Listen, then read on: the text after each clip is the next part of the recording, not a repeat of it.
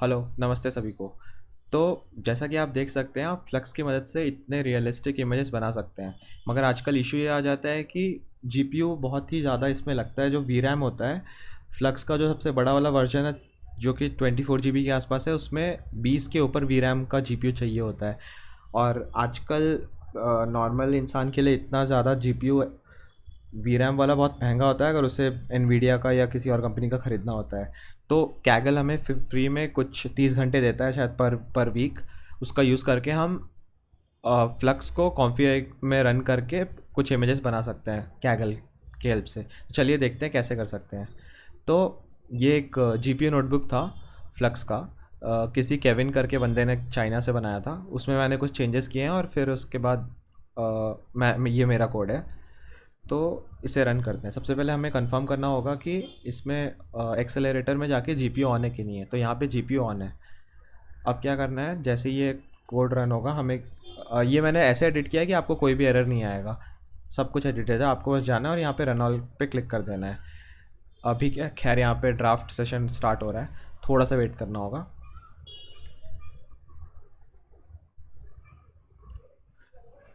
तो ये draft start हो चुका है। एज अ क्रेडिट मैंने उनका कुछ भी नहीं हटाया यहाँ से, उनका यूट्यूब चैनल और सब कुछ यहीं पे है। तो अब हम रन करेंगे।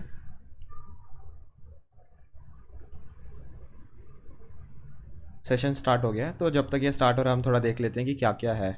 यहाँ पे सारे के सारे मॉड्यूल्स इंपोर्ट किए गए हैं जो भी हमें ज़रूरत है। यहाँ पे बेस वेरिएबल है जो कि हमें करंट वर्किंग डायरेक्टरी दे रहा है। ये एक फंक्शन है जो सी वी टी आई एक वेबसाइट है जहाँ से आप कस्टम मॉडल्स डाउनलोड कर सकते हैं।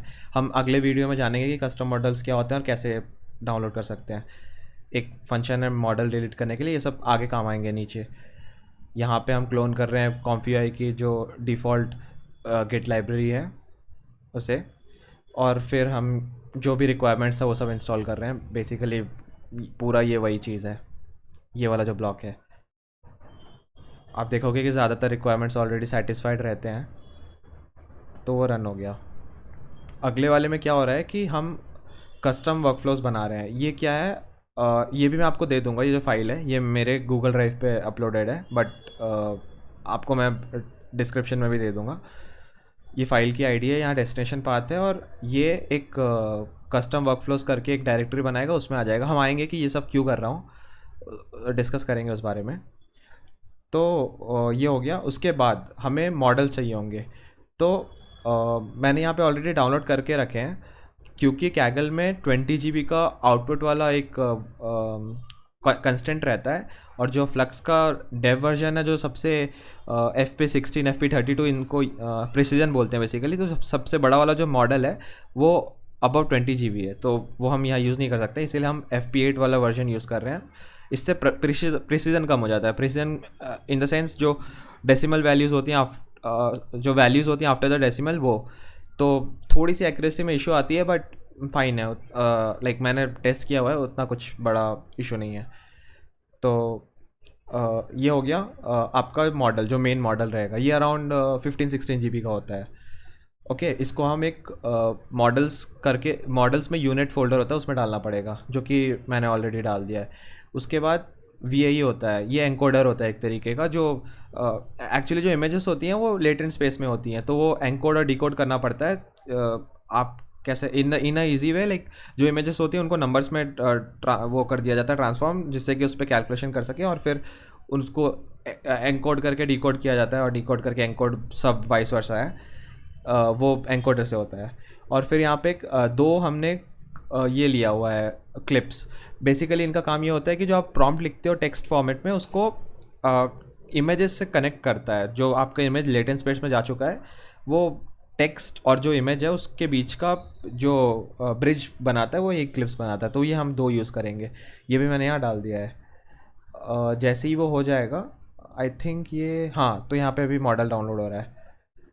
उसके बाद ये जो लास्ट वाला है, ये रन करने के लिए हम उसको रन कर देंगे इस पोर्ट पे 8188, और उसको SSH टनल के थ्रू इस वेबसाइट पे डाल देंगे, जिससे कि वो रन हो जाएगा।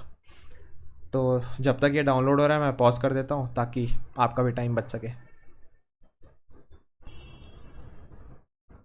तो ये कंप्लीट हो चुका है, ये डाउनलोड हो चुका है। अगर आपको चेक करना है तो आप यहाँ जा सकते हैं। कैगल की वर्किंग डायरेक्टरी में, इसमें कॉन्फिगर जो क्लोन हमने किया था फोल्डर, इसमें मॉडल में जाना है और यहाँ यूनिट है, यहाँ पे ये मॉडल आ चुका है अराउंड 12 GB का। इसके बाद चलते हैं, अब ये रन हो रहा है और ये आपको URL मिल गया, ये आपको ओपन कर लेना है और यहाँ एंटर साइट। इसमें बस एक ही इशू है कि ये जो है 1 घंटे के लिए ही चलता है, उसके बाद से फिर आपको ये लास्ट वाला फिर से रन करना पड़ेगा, ये वाला ब्लॉक, बट वो फाइन है, एटलीस्ट आपको फ्री में GPU यूजेज मिल रहा है। तो ये वाला जो डिफ़ॉल्ट वर्कफ्लो होता है ये मोस्टली इस वाले जो फ्लक्स का जो वर्जन है उसके साथ नहीं चलता है। तो हम क्या करेंगे कि यहाँ पे कस्टम वो होगा, वर्कफ्लोज होगा, जो मैंने डाल रखा है ऑलरेडी। इसको अगर ये यहाँ पे नहीं आएगा तो मैं अलग से डिस्क्रिप्शन में दे दूँगा, इसको आपको डाउनलोड कर लेना है यहाँ से। ये जैसे ही डाउनलोड होगा आपको यहाँ जाना है और बस इसको ड्रैग करना है और यहाँ ले आना है, ये फिर बन जाएगा ऐसे। ओके, वो ड्रैग हो जाएगा।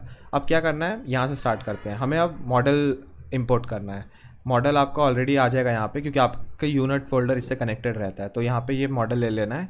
वेट टाइप, हमें वेट का जो डेटा टाइप है उसको डिफ़ॉल्ट रखना है। ये दोनों जो क्लिप्स हैं डिफ़ॉल्ट रहेंगे, इनमें कोई चेंजेस नहीं करना है। उसके बाद हमें यहाँ पे कुछ भी वो लिखना है, प्रॉम्प्ट। तो मैंने एक बहुत ही अच्छा प्रॉम्प्ट लिख रखा था, वो मैं सेम कॉपी पेस्ट करता हूँ, ये रहा ये वाला प्रॉम्प्ट। इसके बारे में मैं बताऊंगा कि क्या चीज़ है। इसको हम कॉपी करेंगे और यहाँ पे पेस्ट कर देंगे। उसके बाद और भी चीज़ें हैं, पहले ये बता देता हूँ। इसको पहले रन कर देता हूँ क्योंकि थोड़ा टाइम लगता है। यहाँ पे हमें एनकोडर जो हमने डाउनलोड किया था VAE वाला ऊपर, वो चूज़ कर लेना है, ये वाला वो चूज़ कर लिया। यहाँ पे दोनों क्लिप टेंसर्स हमने चूज़ कर लिया जो हमने डाउनलोड किया था, और ये हमारा मॉडल भी यहाँ पे आ चुका है।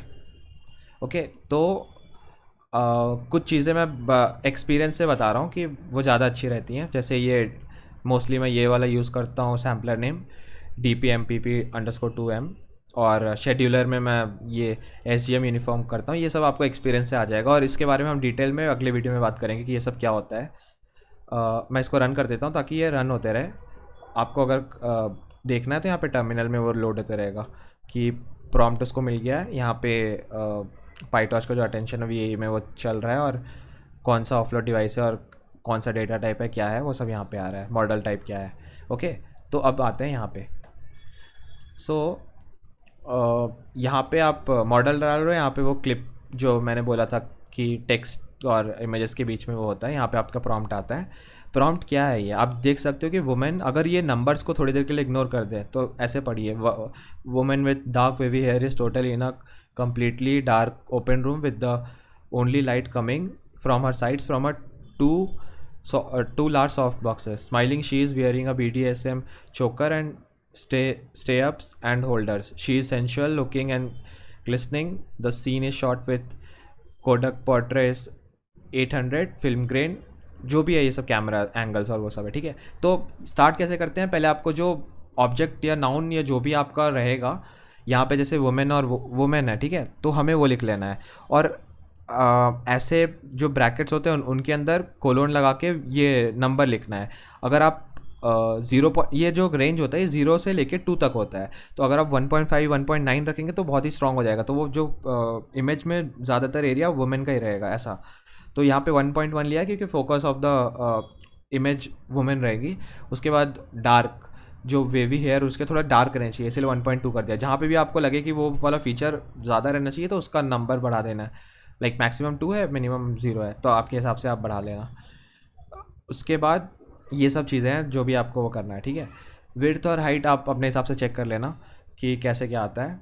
बैच साइज़ यहाँ पे कितने नंबर ऑफ़ इमेजेस चाहिए एक बार ये जब रन करेगा, तो वो उसके लिए है। नॉइज़ आपको पता होगा, noise is a very important thing. इसके बारे में हम डिटेल में अगले वीडियोस में बात करेंगे, बट मैं थोड़ा सा बता दे रहा हूँ कि जब इमेज बनती है तो उसके साथ एक बहुत ही रैंडम नंबर वो कर दिया जाता है, कैसे बोलूँ, इमेज प्रॉम्प्ट और सब सारी सेटिंग्स मिला के एक नंबर को उससे एसोसिएट कर दिया जाता है। अगर आप सेम नंबर अगली बार यूज़ करेंगे विथ सेम प्रॉम्प्ट तो विथ एन अदर सेटिंग्स जो सेम रहेंगी तो आपको सेम इमेज मिलेगी। तो अगर आप एक इमेज जनरेट किया और आपको बस उसमें माइनर चेंजेस करने हैं तो आप ये कॉपी कर लेना, हमेशा हमेशा ऐसे ही करना। जब भी इमेज आपकी जनरेट हो जाए तो उसका नॉइज़ हमेशा कॉपी कर लेना, ताकि आप अगली बार उसी इमेजेस में चेंज कर सको। इमेज सेव कर लेना, नॉइज़ भी सेव कर लेना। ओके, सैम्पलर सेलेक्ट और शेड्यूलर के बारे में हम अगले वीडियो में बात करेंगे। स्टेप्स जो होते हैं वो ऐसा होता है कि जैसे अगर आपके पास जीपीयू ज़्यादा है, ओके, आप स्टेप्स हाई रख सकते हो। तो हमें क्योंकि कैगल में 30 आवर्स का वो रहता है तो आप ज़्यादा भी रख सकते हो, उसमें कोई इशू नहीं है। स्टेप्स बेसिकली ईपॉक की तरह आप मान सकते हो। अगर आपने एमएल या डीप लर्निंग किया हुआ है तो जितना ज़्यादा स्टेप्स रहेगा उतना ज़्यादा प्रॉम्प्ट से रिलेटेड और उतनी ज़्यादा अच्छी इमेज आएगी आपके पास, ऐसा रहता है। ये रहा नॉइज़ और वो सब का सैम्पलर, और ये रहा आपका इमेज। आप देख सकते हैं कि ये इमेज बहुत ही ज़्यादा रियलिस्टिक लग रहा है, बहुत ही ज़्यादा।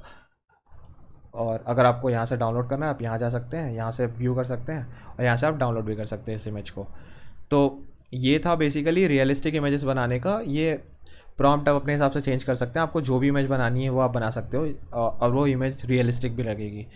तो अगली वीडियो में हम जानेंगे कि ये सब डिटेल में क्या हो सकता है। हम थोड़ा और जाएंगे, लोरा के अंदर जाएंगे हम। लोरा क्या होता है बेसिकली, हम कंट्रोल नेट के बारे में जानेंगे कि कंट्रोल नेट क्या होता है। हम इमेज टू इमेज जानेंगे कि आप अगर इमेज दे सकते हो इसको तो वो इमेज टू इमेज कैसे बन सकता है, ये सब है। बट बेसिकली इस वीडियो का वही लक्ष्य था कि आपको कैगल में फ्लक्स और फ्लक्स कॉन्फ़िगर में चला के दिखाना था। तो ये हो गया। Thank you. अगर अच्छा लगे तो आप लाइक और सब्सक्राइब भी कर सकते हैं। मैं और भी वीडियोज़ आगे डालता रहूँगा। Thank you.